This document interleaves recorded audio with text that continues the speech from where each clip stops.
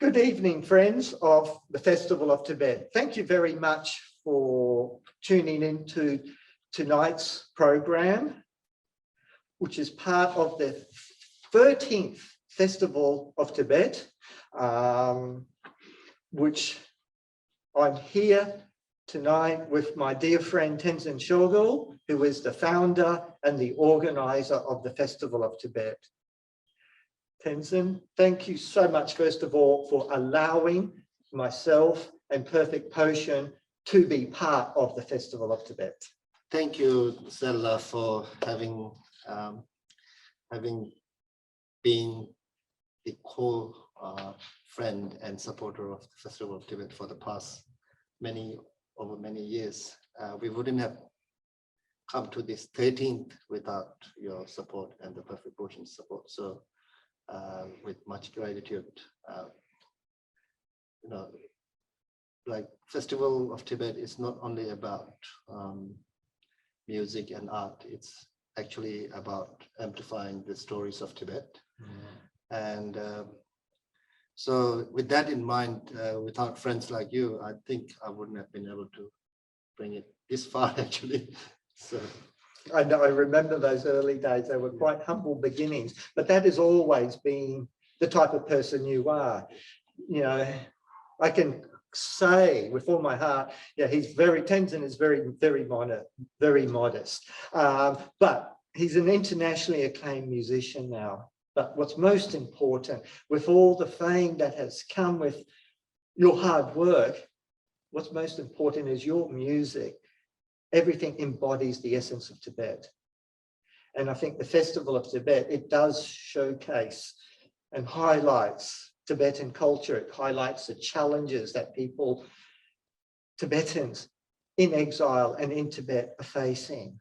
And most important, and this has been probably pivotal for you ever from day one, is that you set up this festival to help raise funds for TCV. Can you tell us a little bit about TCV?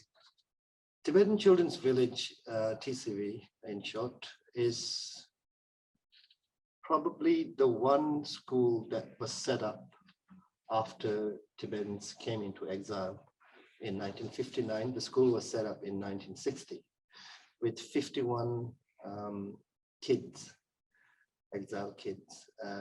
And it was set up for orphans and semi-orphans and destitutes. And many parents, they couldn't afford to send their kids to school since we were in the limbo of being in exile, the Tibetan diaspora world. And so when my parents passed away, I was one of those destitute kids. Probably wouldn't have came this far without that education from the school. So I actually know how the school works and how, so it's kind of my giving back to the school that made me what I am now. So in a very small way through my arts. So the best way that I know is my music and art. And then I asked all my friends who like my music and also my friends who just like me as a human being. So I asked them to help me out to set up this festival. And then you came on board, and all other artists also every year, each year, all these Australian artists, they come on board. And then basically the festival is initially for me is about raising awareness and amplifying the story of Tibet.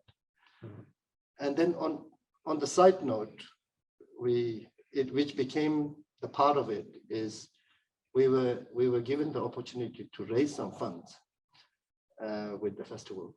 And then I thought that would be the best way of raising this fund towards the education of Tibetan kids who will be telling the stories in the future. If they are only educated in the modern 21st century education, then only we'll be able to bring forward the stories of Tibet. So in that regard, I mean, I think I do that in a small way. Like I tell stories from my music. And a lot of Tibetans out there are also doing that. And only able to do that through education. Thank you. You have put together this year an amazing program. And it's interesting, COVID has challenged the way we do things. And I think you were talking, this is like the hybrid format. We have got one live event at the Brisbane Powerhouse, but all the other events are online and they're available for you to watch for free. But please do remember that you can donate, and we really urge you and really appreciate any donation that you can make for any of the events that you watch. Tenzin, what can we look forward to tonight? I am so excited to be interviewing Dr. Tenzin. The title of tonight's presentation is Tibetan Medicine for Troubled Times, and I know that you will really enjoy this presentation. But what else can you tell us about some of the program that you've put together this year? So because of the adversity that we have been facing since last March, because of the COVID, last year we went full online, and this year, as we said, we went for a hybrid format, with one evening being a physical in-person concert, Brisbane Sings for Tibet, and then the online programs will be followed with 10 online programs. Which you can still visit. We have prayer on the wings of the mantra with Deva and Mitten. That's going to be, that's amazing. And look, I appreciate all the artists that support you, and Deva and Mitten, they're amazing. Yeah, and they're coming on from actually, you can still go back to the festival Facebook page and watch them. They are coming on. They've come on live straight from Costa Rica. And then we have Tenzin Sundu, the amazing Tibetan activist, tomorrow. He will be intimately speaking about his activism and taking the Tibet movement forward. And also he describes, you have visited Dharamsala.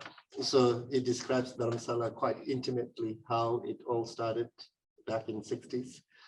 And then we have amazing films about,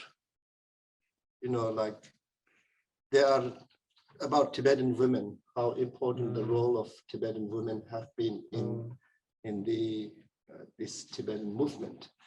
And especially Ama Ade, who passed away last year, she has been in how her life had been in the prison for 20 years and came out. So that, and then a very intimate story of His Holiness the Dalai Lama's mother as well.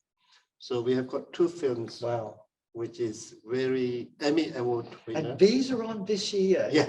Wow, that's amazing. So Emmy Award winner, Women of Wisdom, two series of that. And then Bringing Tibet Home, you've met the director, Tenzin Petin. Yes. So Bringing Tibet Home will be on, and that was so emotional. Yeah. That was so emotional to watch that. So we have those, and then we have like some. So I think I've put on together. It took me a while to put the program together. But tell me. I've met Vandana Shiva once. Yeah, she's speaking. So she's speaking. Yeah, Vandana Shiva is speaking. I think we have asked her to do a 45-minute set. Wow. Of talking about the how to protect our and she is probably the one woman marcher who takes on even like Monsanto. Yes. Like giants like Monsanto. So she's really up there, kind of. I think that she's kind of like the female Mahatma Gandhi ji, in the activism world. Yes. If Gandhi had to reincarnate in a female form, then I think it would be what Dr. Wanda. Beautiful. Look, Tenzin, once again, thank you so much for putting on such an excellent program. We are very proud to be able to support you. Please, I do hope that you also support the Festival of Tibet through the donations that you can make. Thank you so much, and please, thank you, Tenzin, and we are so looking forward to now. If you've missed some of the shows, I think there is a top, you will be able to go back and watch it. There will be a short period from the time that the official program finishes. How many days, Tenzin? Five more days after the official period finishes on 4th of May.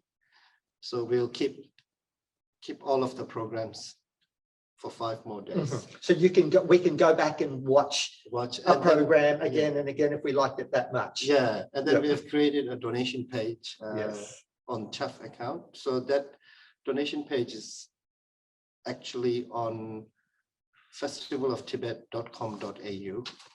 And then every time when there's a program, that donation page will be also sent as a link on your chat lines. Thank you, Tenzin, and thank you so much for your support. Please enjoy the interview that I will be doing with Dr. Sering now, Tibetan Medicine for Troubled Times.